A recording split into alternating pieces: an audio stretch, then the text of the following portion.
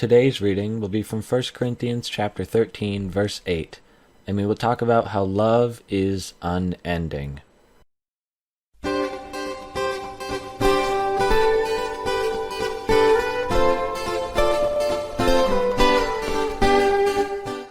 Hello, and welcome to Spirit Among Us.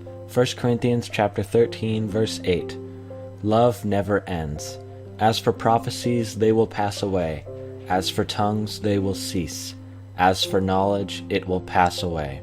One topic that can never be emphasized enough is the temporary aspect of the world we live in. It is a truth that never loses its importance, never becomes less significant.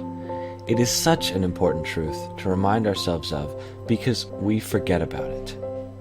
It's so easy in life to completely forget that this world is fleeting, that everything we see in front of our eyes will fade away, and there is no escaping that. Yet we still lose sight of it so easily. We get caught up in the world, drift away from God's truth, and find ourselves putting our trust and our hope in the world. When we put ourselves in these positions, it only leads us to failure and pain. It only leads us to destruction. So that is why it is so important to remind ourselves of this fact.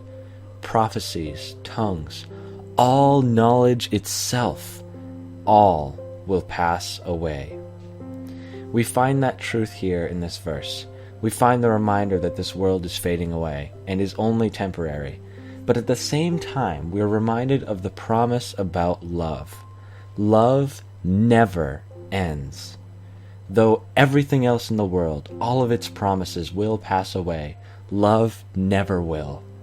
That is a promise about who God is, as well as it is a promise about what real love does.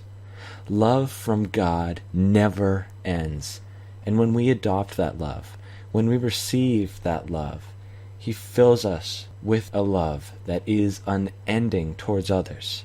Through the example we have been given through Jesus Christ, His life, death, and resurrection, we can now love others with a true love.